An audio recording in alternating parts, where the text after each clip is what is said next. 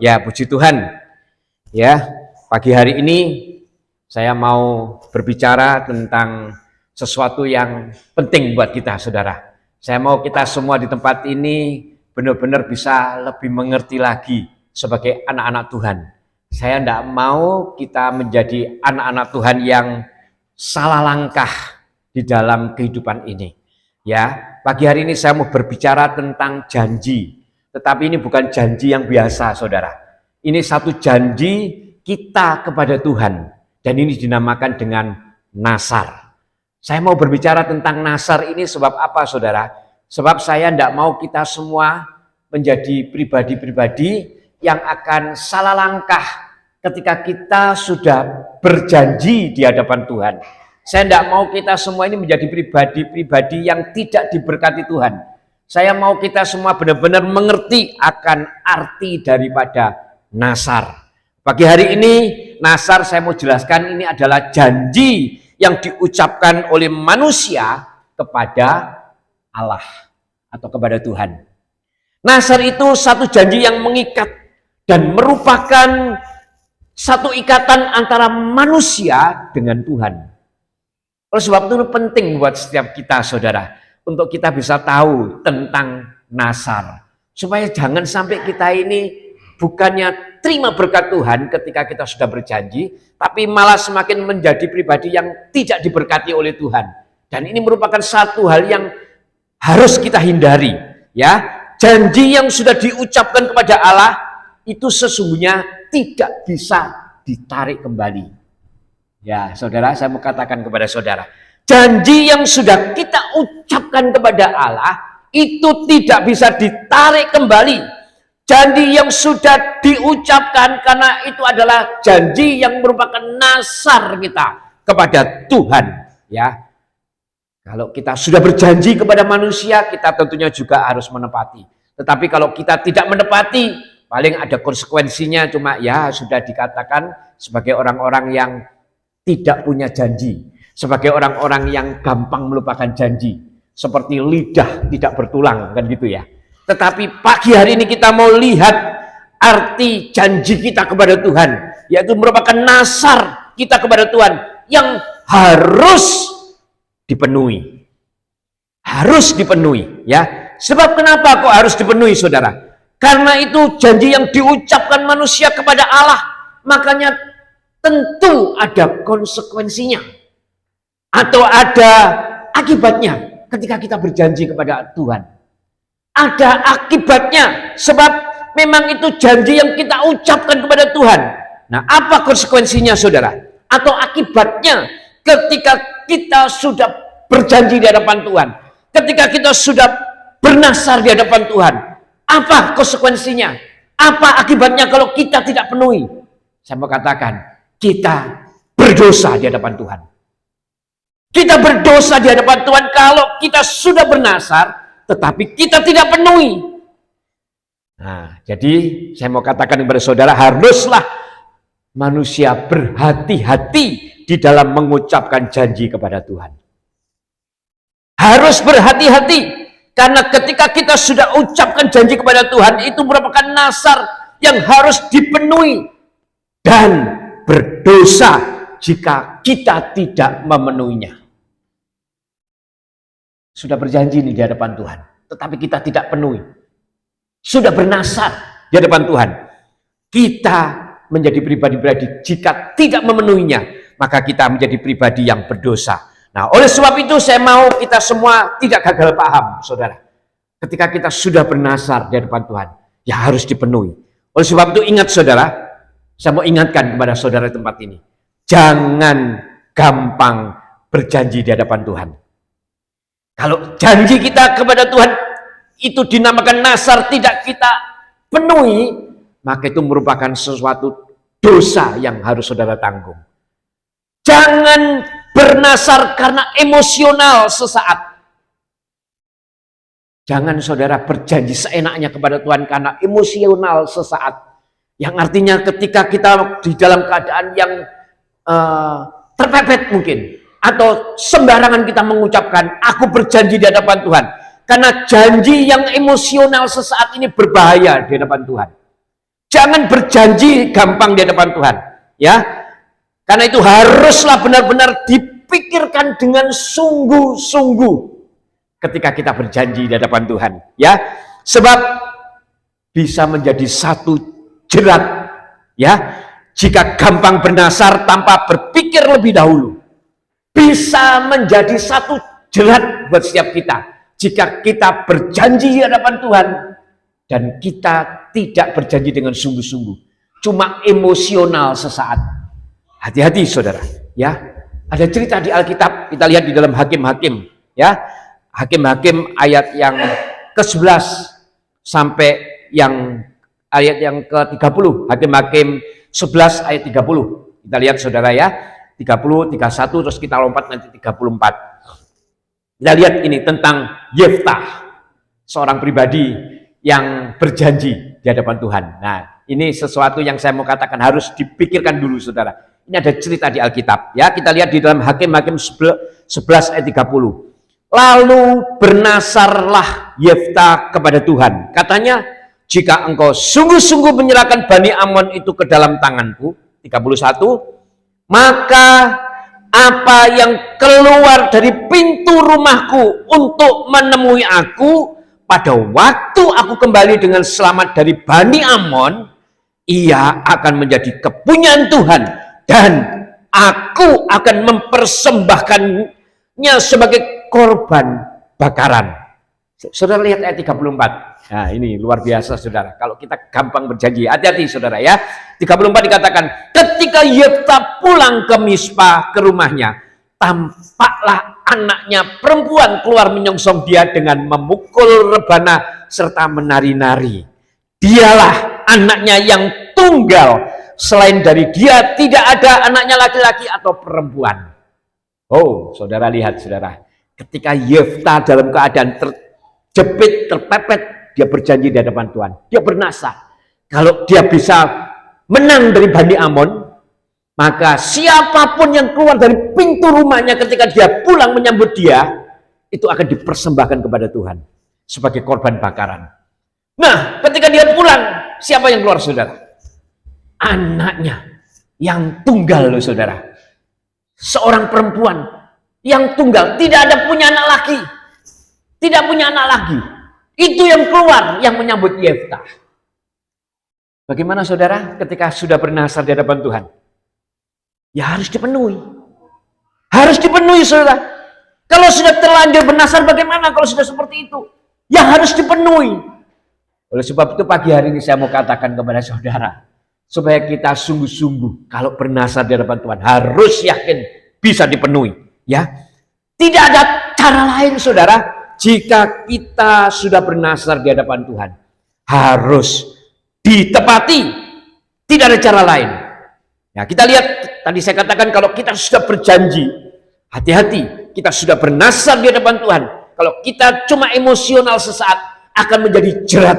Itu ada di dalam Alkitab, kita lihat di dalam Amsal 20 ayat 25. Ya, kalau sembarangan bernasar di hadapan Tuhan, ngawur, asal ngomong di hadapan Tuhan, hati-hati saudara, ya. Kita lihat dalam Amsal 20 ayat yang ke-25. Amsal 20 ayat yang ke-25. Ya, demikian firman Tuhan. Suatu jerat bagi manusia ialah kalau ia tanpa berpikir mengatakan kudus dan baru menimbang-nimbang sesudah bernasar. Hati-hati saudara. Jangan bernasar dulu baru dipikir. Tapi berpikir dulu sungguh-sungguh kepada Tuhan. Terus bernasar di hadapan Tuhan. Ya, karena ditimbang, dipikir, terus bernasar, itulah cara yang benar ketika kita sungguh-sungguh mau berjanji di hadapan Tuhan. Bentuk nasar itu sekarang saudara, seperti apa toh bentuk nasar itu ya? Supaya kita ngerti dalam kehidupan sehari-hari.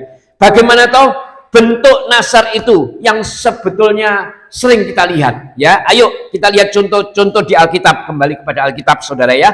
Kita lihat yang biasa membuat orang untuk bernasar ya, munculnya itu bagaimana atau bentuknya itu bagaimana. Kita lihat karena semua itu memang berkaitan dengan janji antara manusia dengan Tuhan.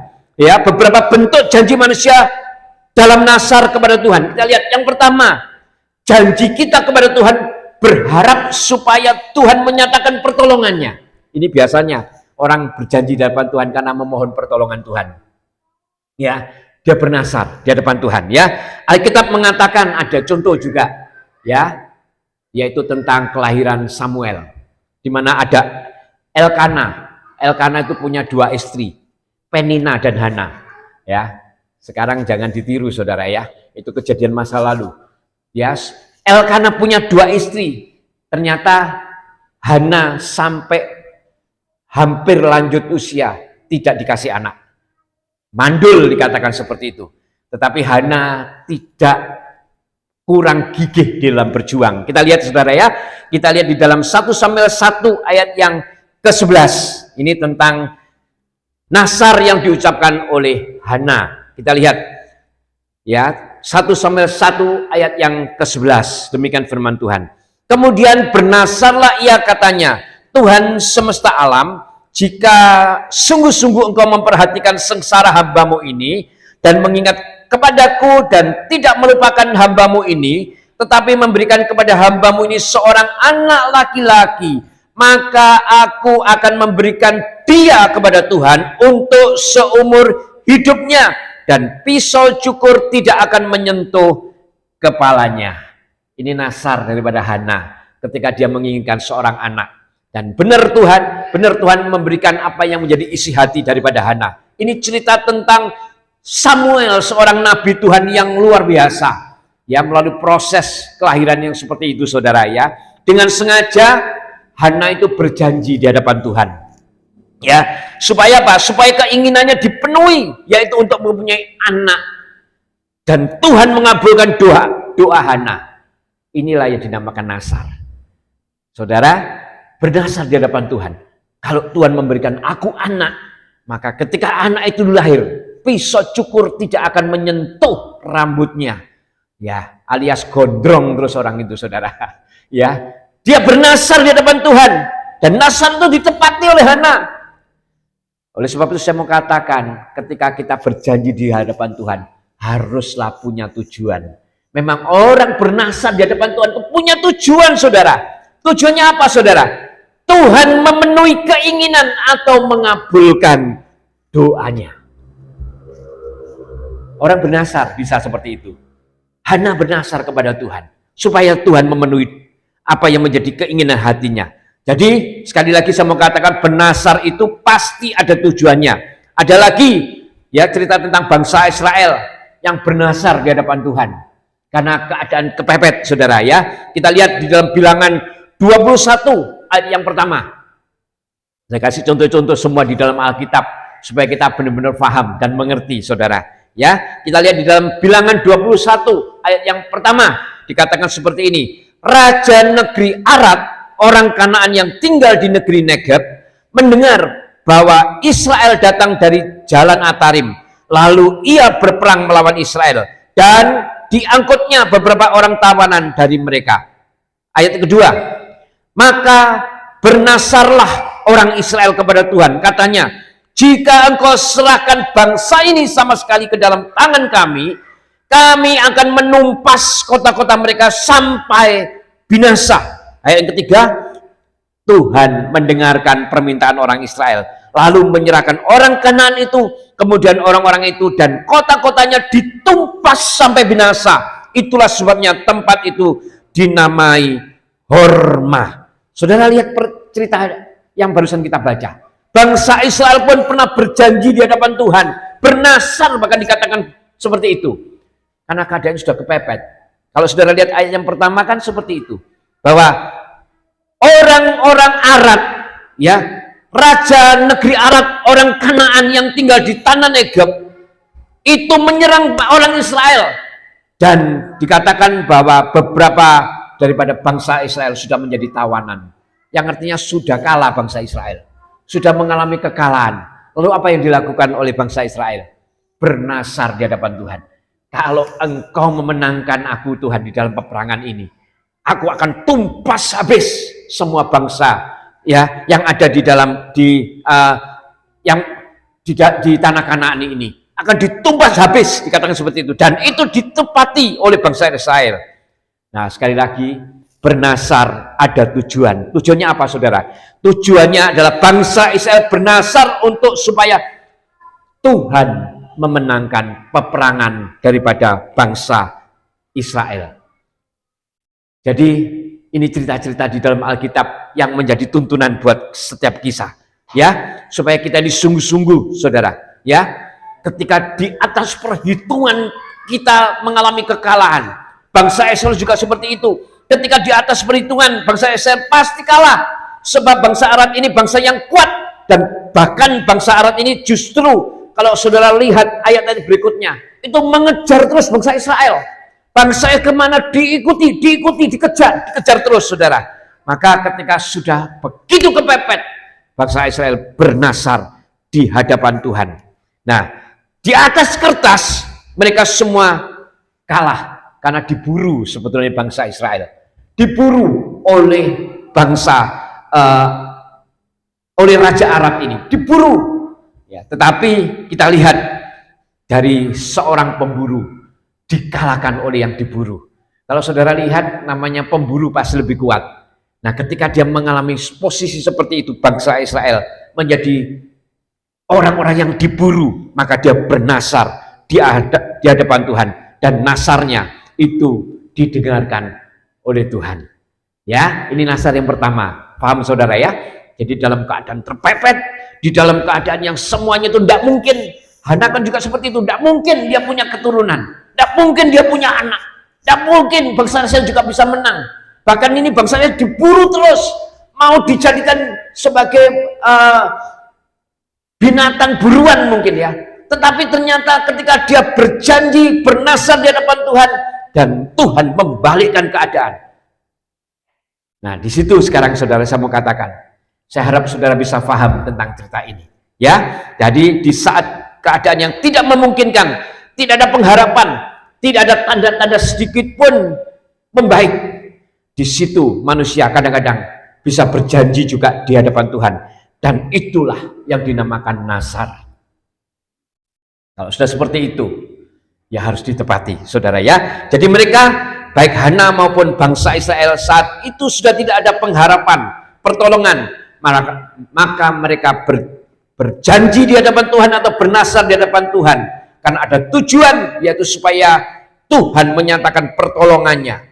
Ini yang pertama, saudara. Nah, jadi bentuk janji manusia yang pertama tadi adalah janji kepada Tuhan supaya Tuhan menyatakan pertolongannya. Sekarang yang kedua, yang biasa kita lihat, saudara, bentuk nasar yang kedua, ya, kita lihat ini adalah janji manusia kepada Tuhan, berharap Tuhan menyertai, melindungi, dan memelihara. Kita lihat di dalam Kejadian 28 ayat yang ke-20, saudara. Ini adalah janji kepada Tuhan, berharap Tuhan menyertai, melindungi, dan memelihara. Kita lihat Kejadian 28 ayat yang ke-20. Nah, dikatakan seperti ini, saudara. Lalu bernasarlah Yakub, jika Allah akan menyertai dan akan melindungi aku di jalan yang kutempuh ini, memberikan kepadaku roti untuk dimakan dan pakaian untuk dipakai. 21, kita lihat ayat selanjutnya. Sehingga aku selamat kembali ke rumah ayahku, maka Tuhan akan menjadi Allahku. Cerita tentang Yakub ini menarik, saudara. Saudara bisa lihat dulu Yakub ini siapa? Ya, Yakub ini kalau kita pelajari mengalami masa-masa yang sulit dan terjepit di dalam pelariannya karena perbuatannya sendiri, ya kan, saudara? Makanya lihat di dalam Kejadian 28 ayat 20 sampai 21, di mana Yakub ini merasakan satu himpitan yang luar biasa. Kenapa, saudara? Karena ulahnya sendiri, ya. Artinya nama Yakub kan saudara bisa tahu, menurut Alkitab itu adalah cerdik. Kalau kita lihat Yakub ini penuh tipu muslihat. Yakub ini, saudara, seorang pribadi yang penuh dengan tipu muslihat. Saking cerdiknya, maka tingkah laku Yakub penuh dengan muslihat. Saya mau katakan seperti itu. Pintar sekali. Mulai dari Esau, ya, dia bohongi semuanya, ya, dia bohongi sampai bapaknya Ishak dia juga bohongi, kan gitu saudara ya. Dia mengalami satu hal yang luar biasa, terjepit saudara. Nah, orang yang cerdik kalau tidak takut akan Tuhan tipis sekali dengan yang namanya tipu daya, ya. Karena cerdik sekali maka Yakub bisa memperdaya Esau kakaknya, dan yang terakhir memperdaya Ishak bapaknya. Kan gitu ceritanya saudara ya. Kita akan bisa tahu cerita itu. Nah, ayo hati-hati ya saudara. Boleh cerdik tetapi harus waspada. Jangan dipakai untuk memperdaya sesama. Boleh kita cerdik. Yakub ini contoh saudara. Karena di dalam Alkitab ini fakta hidup tentang Yakub. Dia adalah satu pribadi yang suka menipu. Suka menipu.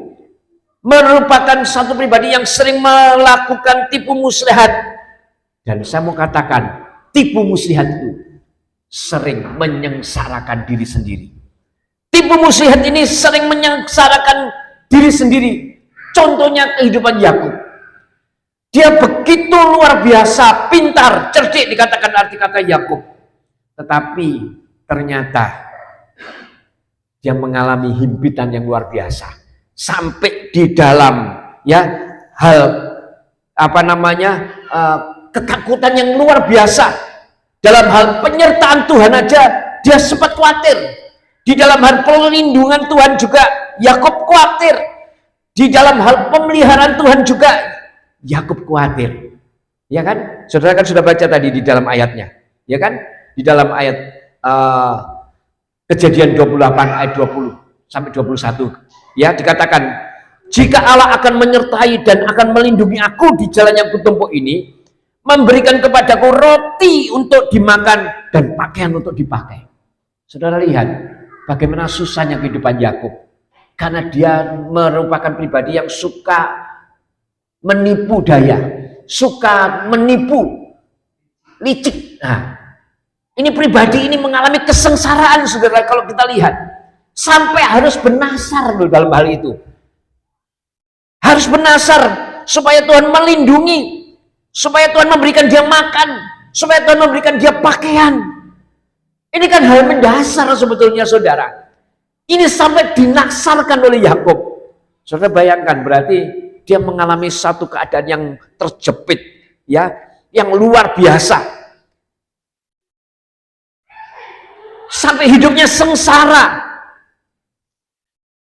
Ini pelajaran buat kita saudara ya, sama-sama. Pelajaran buat kita. Jangan sampai kita ini melakukan tipu daya. Istilahnya melakukan tipu muslihat. Karena orang yang melakukan seperti itu akan menjadi pribadi seperti Yakub ini. Sampai hal yang hakiki di dalam hidup. Di dalam satu hal yang mendasar di dalam hidup. Sampai harus bernasar di hadapan Tuhan. Ya, kita harus hati-hati saudara. Ya, ini menjadi satu hal yang harus luar biasa. Padahal penyertaan Tuhan itu kan pasti diterima oleh anak-anaknya. Padahal pemeliharaan Tuhan itu kan pasti juga diberikan kepada anak-anaknya. Padahal perlindungan Tuhan itu ya juga pasti diberikan kepada anak-anaknya. Tetapi Yakub harus bernasar di hadapan Tuhan. Nah, ini kan luar biasa saudara. Karena tipu muslihat maka khawatir ada di dalam kehidupan Yakub. Nah, demikian juga manusia yang suka berbohong, menipu muslihat untuk menipu sesama, pasti mengalami hal yang sama juga seperti Yakub. Makanya saya berkata kepada saudara di tempat ini, mari kita menjadi manusia yang tidak suka bermuslihat. Sebab apa? Pasti akan mengalami kelegaan di dalam hidup. Tidak akan mengalami kesesakan seperti Yakub. Rasa kehidupan itu kok sulit banget, susah banget, menderita banget, pokoknya sangat sengsara gitu loh saudara. Kenapa? Ya karena biasanya dia sukanya menipu. Suka menipu. Nah, biasanya saya mau katakan di dalam masa kesesakan, sering sekali manusia ini mengalami kebuntuan. Dan rasa ketakutan yang hebat akan ada di dalam hidupnya. Karena buntu rasanya saudara. Dan saudara bayangkan sampai saya katakan menyentuh kepada soal paling mendasar sekali di dalam kehidupannya. yang mestinya pasti Tuhan beri di dalam hidupnya. Tidak akan mungkin orang percaya dibiarkan oleh Tuhan. Ada pemeliharaan pasti, ada perlindungan pasti, ada berkat daripada Tuhan pasti. Tetapi itu harus diucapkan oleh Yakub. Berarti dia mengalami satu himpitan yang luar biasa karena pribadi yang seperti itu. Ya, saudara, dan itu dinasarkan oleh Yakub. Berarti Yakub sekali lagi benar-benar mengalami kebuntuan dan rasa ketakutan yang hebat atas hidupnya karena ulahnya sendiri dengan menjadi pribadi yang suka memakai tipu muslihat. Nah, sekarang kita lihat bentuk nasar yang ketiga, saudara. Bentuk nasar yang ketiga. Yang pertama tadi adalah bentuk nasar janji manusia kepada Tuhan untuk supaya Tuhan menyatakan pertolongannya. Contohnya tadi contohnya Hana yang meminta kepada Tuhan, ya. Terus yang kedua, janji manusia kepada Tuhan untuk supaya Tuhan melakukan penyertaan, perlindungan dan pemeliharaan. Itu yang dilakukan oleh Yakub. Terus yang ketiga apa, saudara? Yang ketiga adalah janji manusia kepada Tuhan untuk menjadi manusia yang lebih baik lagi. Ini juga seringkali diucapkan oleh orang-orang percaya. Ya atau ya, saudara?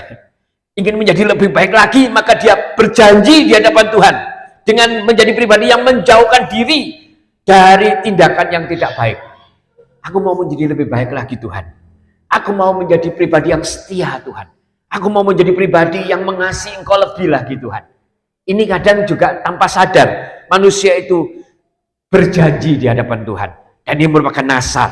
Nah, nasar janji untuk menjadi manusia yang lebih baik ini sering dilakukan oleh manusia yang biasanya baru bertobat.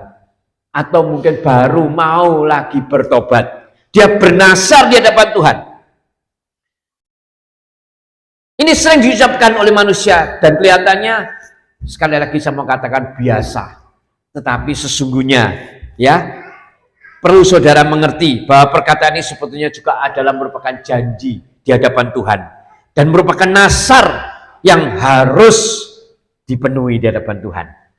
Kalau kita ngomong, Tuhan, aku nanti kalau Engkau berkati, aku mau menjadi manusia yang lebih baik lagi. Aku mau membaca Alkitab, aku mau berdoa, tetapi tidak dilakukan. Itu bernasar di hadapan Tuhan, berjanji di hadapan Tuhan. Jadi harus ditepati. Ingat, saudara, ya, memang biasa manusia itu mengucapkan dengan sukarela, tetapi akan menjadi jerat jika manusia tidak lakukan. Dan Alkitab mencatat itu, makanya Alkitab juga mengingatkan kepada setiap kita. Di dalam Ulangan 23, kita lihat sekarang, saudara. Ya, kita lihat. Di dalam Ulangan 23, kita harus benar-benar menjaga mulut kita supaya jangan gampang berjanji kalau kita tidak bisa memenuhinya. Ulangan 23. Apa yang keluar dari bibirmu haruslah kau lakukan dengan setia, sebab dengan sukarela kau nasarkan kepada Tuhan Allahmu sesuatu yang kau katakan dengan mulutmu sendiri. Nah, saudara, ini yang harus kita lakukan. Nah, sekarang pertanyaannya, apakah berdosa jika manusia tidak bernasar? Apakah salah manusia kalau tidak bernasar? Apakah salah atau berdosa jika manusia tidak bernasar? Saya mau katakan di atas mimbar ini, ya, tidak berdosa. Tidak berdosa ketika kita tidak bernasar. Tetapi manusia yang bernasar atau tidak bernasar kepada Tuhan itu tidak berdosa. Tetapi kalau bernasar dan tidak ditepati, itu yang berdosa. Jadi sekali lagi, bernasar atau tidak bernasar itu tidak berdosa. Tetapi akan menjadi dosa ketika kita sudah bernasar di hadapan Tuhan, tetapi tidak kita tepati. Makanya firman Tuhan berkali-kali mengingatkan, harus berhati-hati ketika kita mengucapkan nasar janji kita kepada Tuhan. Karena nasar itu bukan kewajiban atau suatu keharusan. Nasar itu adalah janji seseorang dengan sukarela kepada Tuhan untuk melakukan atau menyerahkan sesuatu yang menjadi miliknya, diserahkan kepada Tuhan. Ini juga janji. Hati-hati, saudara. Kalau ada orang berjanji, aku besok akan menyerahkan ini kepada Tuhan, tetapi tidak dilakukan, ini juga merupakan nasar kepada Tuhan. Kalau tidak ditepati, berdosa di hadapan Tuhan. Ketika berjanji melakukan atau menyerahkan sesuatu, sudah diperkatakan, tadi saya mau katakan kepada saudara, di hadapan Tuhan, maka itu menjadi nasar. Dan sekali lagi, diucapkan sudah diucapkan menjadi nasar, maka akan menjadi hutang di hadapan Tuhan. Nah, hati-hati saudara, hutang kepada Tuhan kalau kita ini bernasar di hadapan Tuhan. Tuhan, aku akan menyerahkan ini loh nanti kepada engkau. Kalau engkau memberkati aku akan memberkati sesamaku, aku akan memberkati rumah Tuhan. Ini bernasar loh di hadapan Tuhan. Kalau sudah seperti ini harus ditepati. Ya, karena sekali lagi hutang yang mengikat ketika kita mengucapkan janji di hadapan Tuhan, dan itu merupakan nasar dan harus dilunasi segera di hadapan Tuhan. Segera loh saudara di hadapan Tuhan. Ya, saya lihat saudara, kita lihat dalam Ulangan 23 ayat yang ke-21. Saya nggak sekedar ngomong saudara, saya mau menyampaikan firman ini sebetulnya juga luar biasa saudara, berdoa sungguh-sungguh kepada Tuhan. Karena ini sesungguhnya saya sudah simpan dan akan saya sampaikan, tapi saya tunggu waktu yang tepat. Dan saat ini saudara yang mendengar adalah pribadi yang tepat untuk mendengarkan tentang nasar ini saudara ya. Ulangan 23 ayat 21, demikian firman Tuhan. Apabila engkau bernasar kepada Tuhan Allahmu, janganlah engkau menunda-nunda memenuhinya. Sebab tentulah Tuhan Allahmu akan menuntutnya daripadamu, sehingga hal itu menjadi dosa bagimu. Oh saudara, benar ya? Kalau kita sudah ngomong di hadapan Tuhan, itu merupakan hutang yang harus segera dilunasi. Tidak boleh ditunda-tunda lagi. Karena ketika kita tidak segera melunasi, ini akan dituntut oleh Tuhan, sehingga ini menjadi dosa buat setiap kita. Nah, saya peringatkan ya saudara, bagi yang gampang untuk mengingkari janji, jangan gampang untuk bernasar. Saudara yang gampang untuk mengingkari janji, jangan gampang untuk bernasar. Sebab sekali lagi jika sudah diperkatakan kepada Tuhan, akan menjadi hutang dan harus segera dibayar. Nah, saudara, segera dibayar, segera dilunasi. Karena jika tidak, bagaimana Pak? Akan menjadi dosa. Nah, saudara, ini yang mau saya katakan. Artinya, sekali lagi, jangan suka berjanji kalau gampang mengingkari. Contoh saudara, saya mau kasih tahu ya, yang kelihatannya sepele, tapi ini menjadi hutang yang dituntut oleh Tuhan untuk segera dilunasi. Ketika kita sakit, ya, kita berdoa kepada Tuhan. Rasanya kok sakit kak mari-mari, apa itu Tuhan ya? Encok apa gitu ya, bolak-balik ngomong di hadapan Tuhan. Ujar ya, mungkin ujar. Ya, jadi berjanji di hadapan Tuhan, dia ngomong, ya Tuhan, kalau penyakitku sembuh, aku mau melayani Engkau. Kalau penyakitku sembuh Tuhan, aku akan memberikan yang terbaik kepada Engkau Tuhan, menjadi pelayanmu. Jika sembuh, aku akan semakin mengasihi Engkau loh Tuhan, akan menjadi pribadi yang melayani Engkau dengan sungguh-sungguh, tepat waktu, tidak telatan. Nah, ini berjanji di hadapan Tuhan loh saudara. Latihan tenanan. Nah, ini berjanji di hadapan Tuhan. Ketika kita tidak tepati, ini dosa loh di hadapan Tuhan. Akan dituntut oleh Tuhan kepada saudara. Menjadi hutang loh kepada saudara. Atau contoh lagi saudara, contoh lagi. Ketika bisnis kita mengalami kemunduran. Ya, rasanya kok wangel, cari kerjaan sulit. Rasanya mau bekerja itu angel, ya, bisnisnya ini terpuruk. Nah, terus dia berjanji di hadapan Tuhan. Tuhan, kalau Engkau memberikan aku bisnis yang luar biasa, kalau Engkau memberkati aku di dalam pekerjaan, maka aku akan menyisihkan uangku untuk aku berikan ke rumah Tuhan, untuk menjadi perbendaharaan di rumah Tuhan, untuk aku berikan sebagai pembangunan di rumah Tuhan. Ketika Tuhan berikan bisnis yang maju, ketika Tuhan memberikan pekerjaan yang baik, ketika Tuhan memberikan semuanya yang berkat yang luar biasa, maka harus dilakukan apa yang menjadi janji dia di hadapan Tuhan, ya.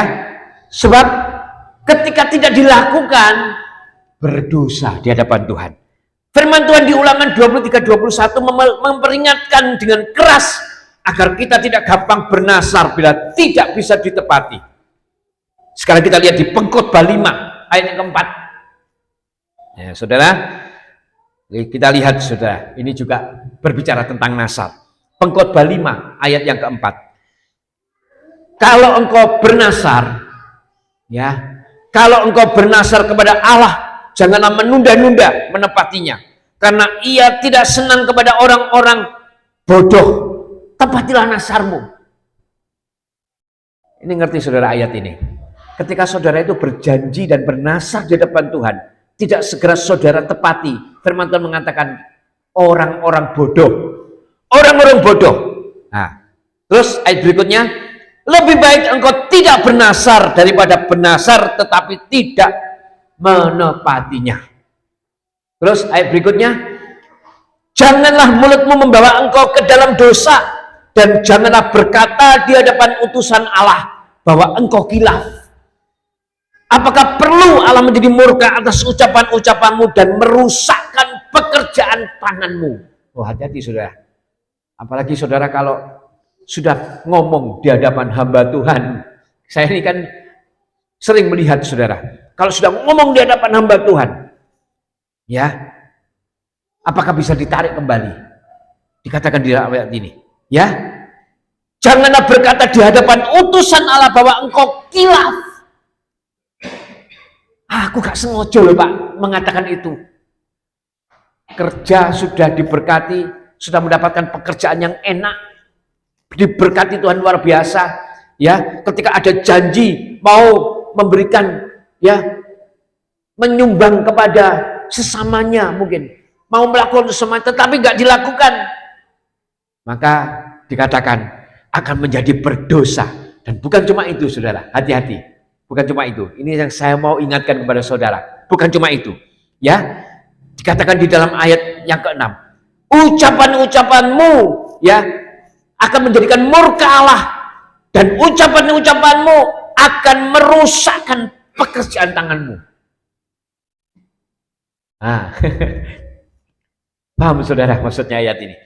Ya, ketika kita sudah bernasar di hadapan Tuhan, ya, dapat pekerjaan yang enak, ya, duduk di kursi yang empuk, nah istilahnya seperti itu, diberkati luar biasa, lupa dengan janjinya. Apa perlu Tuhan merusakkan pekerjaan kita? Yang artinya berarti nasar ini berbahaya kalau kita tidak melakukannya dengan sungguh-sungguh. Benar-benar dirusakkan oleh Tuhan saudara. Kenapa? Karena apa yang diucapkan di hadapan Tuhan itu merupakan janji dan hutang yang harus segera dibayar, dilunasi di hadapan Tuhan. Nah, orang yang tidak bernasar tetapi tidak segera dilakukan, firman Tuhan tadi saya katakan adalah orang-orang yang bodoh. Orang-orang yang bodoh, ini Alkitab yang menyatakan. Orang-orang yang bodoh. Orang yang tidak gampang menepati janji Alkitab. Saya sekali lagi mengatakan, jangan gampang bernasar di hadapan Tuhan. Jangan gampang bernasar. Jangan sembarangan bernasar. Orang yang sudah bernasar jangan banyak alasan untuk membatalkan ucapannya. Sudah mengucapkan janji di hadapan hamba Tuhan, di hadapan sesama, dan Tuhan berjanji di hadapan Tuhan, tidak boleh beralasan khilaf dan lain-lain. Nah, ngomong toh di hadapan sesama kita, iya aku sudah berjanji di hadapan Tuhan. Terus pokoknya aku berjanji ya, kamu ya tahu aku di hadapan Tuhan berjanji. Kalau Tuhan berkati aku, maka aku akan menjadikan berkat ini juga sebagian untuk pekerjaan Tuhan, mau seperti itu. Tetapi tidak ditepati, akan menjadi hutang kepada Tuhan dan harus segera dilunasi. Karena tidak akan menjadi dosa. Dan Tuhan katakan bisa merusak pekerjaan tangan kita. Saya tidak tahu kenapa tentang hal nasar ini saya mesti jelaskan dengan sangat-sangat luar biasa kepada saudara. Supaya saya ini menjadi hamba Tuhan ini jangan sampai saudara menjadi pribadi yang keliru ketika sudah berjanji di hadapan Tuhan. Karena Alkitab dengan sangat tegas mengatakan ada konsekuensi dari apa yang diucapkan di hadapan Allah. Ada konsekuensi dari apa yang sudah diucapkan di hadapan Tuhan. Dan itu merupakan hutang yang harus dibayar. Hutang yang harus ditepati kepada Tuhan. Dan Pengkhotbah ayat 6 tadi dengan jelas mengatakan bisa menjadi pekerjaan tangan kita ini menjadi rusak kalau kita tidak menepati janji yang sudah kita ucapkan di hadapan Tuhan. Ya, wow, kalau saya lihat ini ngeri sekali saudara ya, kalau sampai Tuhan merusakkan pekerjaan dari tangan orang yang sudah bernasar tetapi tidak menepatinya. Seringkali saudara ya, seringkali saudara lihat ketika sudah berjanji di hadapan Tuhan tidak menepatinya, terus tiba-tiba mengalami lagi masalah persoalan yang pelik. Kalau tidak segera bertobat akan menjadi pribadi yang akan kecewa. Ya, hati-hati saudara. Ini tentang nasar. Jadi sekali lagi kalau sudah bernasar ya harus saudara tepati. Amin saudara. Sudah bernasar harus ditepati. Apapun nasar saudara. Kalau tidak bisa menepati ya jangan bernasar. Kalau saudara mengatakan, ya Bapak, saya sudah terlanjur bernasar. Tadi firman Tuhan dengan jelas mengatakan harus ditepati. Tidak ada alasan.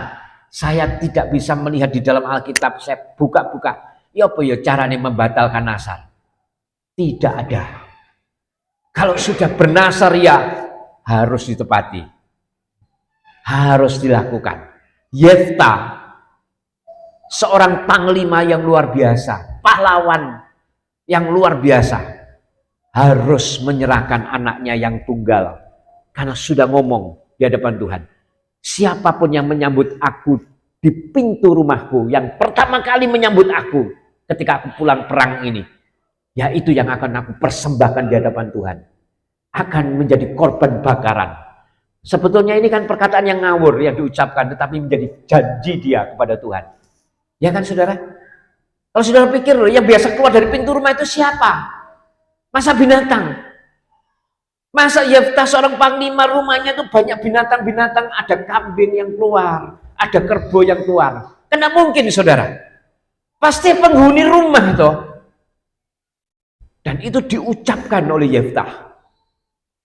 Dan Yefta harus melakukannya. Tidak ditunda-tunda loh saudara. Padahal kalau saudara lihat di dalam ayat, di dalam firman Tuhan, anaknya ini anak yang tunggal. Jadi ini pelajaran ya saudara ya. Jangan gampang bernasar. Saudara, saya rekam ini video.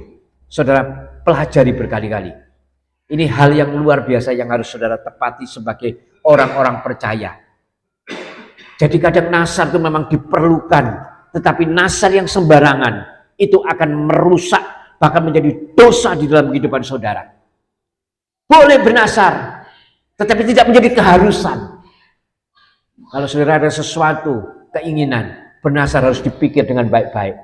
Aku mau Tuhan, nanti kalau Engkau memberkati aku, ya memberikan aku keturunan, aku akan menjadi pribadi yang akan menjadi pelayan Tuhan yang setia, umpamanya seperti itu ya. Tadi yang saya sudah beberapa saya ucapkan, harus ditepati.